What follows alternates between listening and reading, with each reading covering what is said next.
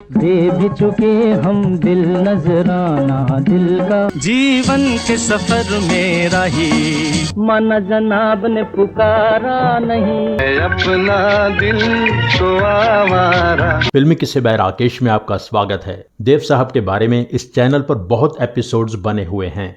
Episode के अंत में देव आनंद की प्लेलिस्ट आएगी, वहां से आप क्लिक करके वो एपिसोड्स देख सकते हैं। इस वीडियो की डिस्क्रिप्शन में भी देव साहब की प्लेलिस्ट है, आप वहां से भी वो एपिसोड्स देख सकते हैं। आज देव आनंद से जुड़ी कुछ ऐसी बातें आपके साथ शेयर करेंगे जो बहुत कम लोग जानते हैं। देव आनंद और सुनील दत्त की बात, देव आनंद और नुसरत फतेह अली खान की बात, देव आनंद की शादी, उनके बच्चों का जन्म और देव आनंद की अपने पिता से हुई कड़वी बातचीत, ये सब इस एपिसोड में आपको बताएंगे।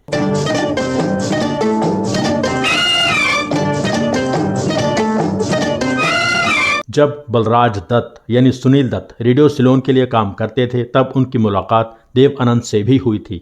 देव आनंद ने उनकी पर्सनैलिटी देखकर उन्हें फिल्मों में काम करने के लिए मोटिवेट किया था। जब सुनील दत्त फिल्मों में काम करने लगे तो देव आनंद के साथ उनकी बहुत अच्छी दोस्ती हो गई। एक ही इलाके के होने के कारण दोनों एक दूसरे को ग्राई कहते थे, पंजाब में ऐसा कहा जाता है।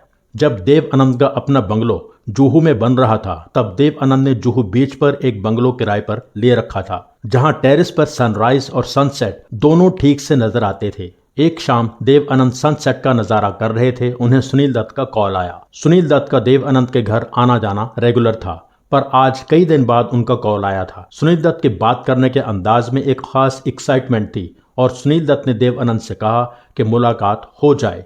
देव साहब ने कहा आ जाओ। दत्त साहब ने कहा ठीक है, शार्प 12 बजे हम आपके पास होंगे। देव साहब ने पूछा 12 बजे क्यों? दत्त साहब ने कहा कोई खास बात है। देव साहब ने कहा ठीक है आ जाओ, पर ये हम कौन हैं, तुम्हारे साथ कौन आ रहा है? दत्त साहब ने कहा 12 बजे देख लीजिएगा। रात 12 बजे डोरबेल बजी। देव साहब ने दरवाजा खोला, सामने सुनील दत्त और नरगिस खड़े थे। देव साहब ने कहा नरगिस? दत्त साहब ने कहा मेरी पत्नी है, हमने शादी कर ली। देव साहब ने अपनी बुक में लिखा है कि मैं और मेरी पत्नी मोना यानी कल्पना कार्तिक पहले लोग थे जिन्हें सुनील दत्त ने अपनी शादी की बात बताई। नरगिस के साथ देव आनंद ने 1950 की फिल्म बेरहा की रात में काम किया था। महाबलेश्वर में शूटिंग के दौरान नरगिस ने देव आनंद को फ्रेडरिक्स होटल के बारे में बताया था। उसके बाद देव आनंद जब भी महाबलेश्वर जाते थे उसी होटल में रुकते थे। एक बार उसी होटल के बार में जब नरगिस लेमनेड पी रही थी, देव आनंद बियर पी रहे थे, तो देव आनंद ने नरगिस से कहा था कि तुम्हारा जीवन साथी कोई खुशनसीब लड़का होगा, कोई लकी गाय। आज सुनील दत्त और नरगिस जब शादी करके देव साहब के घर आए तो देव साहब ने उस लकी गाय को देख लिया। उन्हें खुशी हुई कि मेरा ग्राई वो लकी गाय बन गया। अगले दिन देव साहब के घर पर फतेह अली खान और साथी कवाली के लिए आ रहे थे। देव आनंद ने सुनील दत्त और नरगिस को भी अगले दिन कवाली महफिल के लिए इनवाइट किया, पर अगले दिन सुनील दत्त और नरगिस का कोई और प्लान था। अगले दिन देव साहब के घर कवाली की महफिल हुई।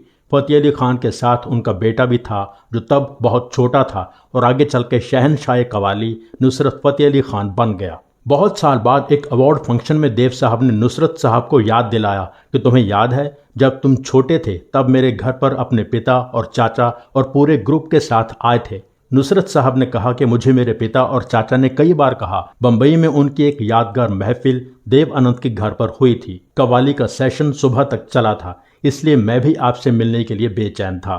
देव साहब ने ये खूबसूरत यादें अपनी बायोग्राफी रोमांसिंग विद लाइफ में लिखी हैं।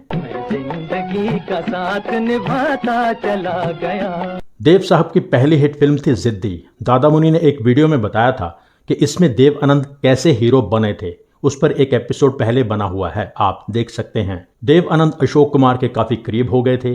अशोक कुमार की वजह से ही अशोक कुमार के छोटे भाई किशोर कुमार भी उनके दोस्त बन गए। देव साहब ने अपनी बुक में लिखा है कि किशोर कुमार ने जो सबसे पहला गाना गाया था वो मेरे लिए था, फिल्म जिद्दी के लिए। मरने की दुआएं क्यों मांगूं, जीने की तमन्ना कौन करे। जीने की तमन्ना कौन करे, कौन करे। फिल्म का संगीत दिया था खेमचंद प्रकाश ने। साथ आपको ये भी बता दें कि इस फिल्म में पहली बार किशोर कुमार और लता मंगेशकर ने डुएट सॉन्ग गाया था, ये कौन आया रे। मानेंगे ना हम जमाने से हार रे जमाने से हार। देव आनंद और सुरैया की प्रेम कहानी पर पहले भी इस चैनल पर कई वीडियोस बने हुए हैं, आप देख सकते हैं। उसके बाद देव आनंद और मोना, जिनका स्क्रीन नेम कल्पना कार्तिक था, वो दोनों एक दूसरे से प्यार करने लगे। दिल का भंवर करे पुकार, प्यार का राग सुनो कि हमको नशा हो जाए तो मुझे न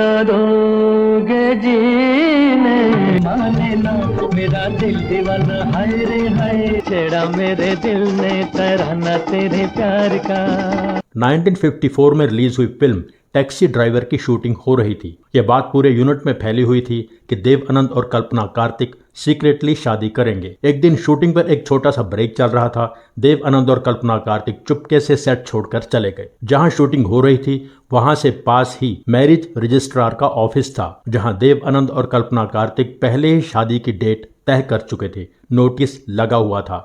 दोनों वहां गए, शादी कर ली। देव आनंद ने कल्पना कार्तिक की उंगली में रिंग पहना दी। दोनों सेट पर लौट आए। शूटिंग फिर से शुरू हो गई।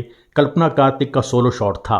कैमरामैन रात्रा देव आनंद और कल्पना कार्तिक के अच्छे दोस्त थे। शॉट लेने लगे तो उन्होंने कल्पना कार्तिक से कहा कि पिछले शॉट में आपके हाथ में रिंग नहीं थी, इसे निकाल दीजिए, कॉन्टिन्यूटी में फर्क आएगा। कल्पना ने कहा मैं शॉट में इसे छुपा लूंगी। कल्पना कार्तिक ने रिंग निकाली नहीं। रात्रा ने देव आनंद की तरफ देखा, फिर कल्पना कार्तिक की तरफ देखा। वो जान चुके थे कि क्या हुआ है। देव आनंद ने इशारे से रात्रा को फिलहाल चुप रहने के लिए कहा। रात्रा समझ गए थे कि अब कल्पना कार्तिक मिसिस देव आनंद बन चुकी थी। शादी की बात धीरे धीरे फैल गई। देव आनंद के पिता उन दिनों बंबई में थे और चेतन आनंद के घर पर थे। वो वहां से चलकर देव आनंद के घर पर आए और देव आनंद से कहा तुमने अपने बाप को भी नहीं बताया अपनी शादी के बारे में। देव आनंद ने कहा मैंने किसी को नहीं बताया। पिता ने कहा तुमने क्रिश्चियन लड़की से शादी कर ली। देव आनंद ने कहा इससे क्या फर्क पड़ता है। पिता ने कहा फर्क पड़ सकता है, अभी मैं जिंदा हूँ, बाद में तुमसे पूछूंगा। देव आनंद ने कहा आप मेरी शादी को गलत ठहरा रहे हैं। पिता ने कहा हजारों सुंदर लड़कियां तुमसे शादी करने के लिए तैयार थीं। देव आनंद ने कहा मुझे जो चाहिए थी मिल गई। पिता ने कहा तुम अभी बच्चे हो। देव आनंद ने कहा जाहिर है, पिता से बात कर रहा हूँ, पिता के सामने तो बच्चा ही हूँ। पिता ने कहा तुम्हारी अपनी पत्नी से अनबन जरूर होगी। देव आनंद ने कहा वो तो किसी भी लड़की के साथ हो सकती है। पिता ने कहा तुम लोगों का वैल्यूज का झगड़ा होगा, एक दूसरे के बैकग्राउंड, परवरिश और कल्चर की वजह से अनबन होगी। देव आनंद ने कहा हम दो इंसान हैं, प्यार का रिश्ता है, ये रिश्ता एक ही तरह की वैल्यू रखता है। पिता ने कहा इतनी जिद्दी ना बनो, सुनो तुम्हारा पिता तुमसे क्या कह रहा है। देव आनंद ने कहा क्यों सुनूं, आपने मेरी बात सुनी थी जब मैंने कुछ और करना चाहा था और आप मुझे बैंक में क्लर्क बनने के लिए कह रहे थे। मेरी तब सुनी थी जब मैं लाहौर में इंग्लिश में एमए करना चाहता था। पिता ने कहा तब मेरे पास पैसे नहीं थे, मैं अफोर्ड नहीं कर सकता था। देव आनंद ने कहा तो आज आप कैसे अफोर्ड कर रहे हैं अपने बेटे को डिक्टेट करना, जिसने इस शहर में हजारों बेरोजगारों में अपने स्ट्रगल करके कुछ हासिल किया। यहाँ आने के लिए ट्रेन की टिकट के पैसे भी मैंने आपसे नहीं लिए थे।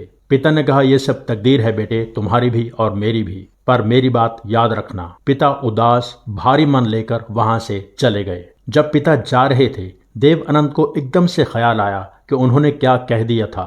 मन में तड़प उठी कि अभी अपने पिता को रोक लूं, पर अंदर की ईगो ने पिता को रोकने से मना कर दिया। खैर गुजरते वक्त के साथ देव आनंद और उनके पिता का रिश्ता नॉर्मल हो गया। दोनों को एक दूसरे से कोई शिकायत नहीं रही थी, अगर थी तो दोनों एक दूसरे को माफ कर चुके थे। शायद उस दिन कड़वे बोल बोल के सारा जहर मन से निकल चुका था। अब मन साफ हो गया था। देखो देखो टूटे ना, छोड़ी नहीं है मेरा कहीं जनाब को, मेरा तो इंतजार नहीं। देव आनंद सुबोध मुखर्जी की फिल्म पेइंग गेस्ट की शूटिंग कर रहे थे जब उन्हें स्विट्जरलैंड से खबर आई कि वो एक बेटे के पिता बन गए हैं। 2 हफ्ते बाद देव आनंद ज्यूरिख पहुंचे और अपने बेटे को गोद में लिया। बेटे का नाम रखा सुनील आनंद। 3 साल बाद बंबई में देव आनंद और कल्पना कार्तिक एक और संतान के माता पिता बने।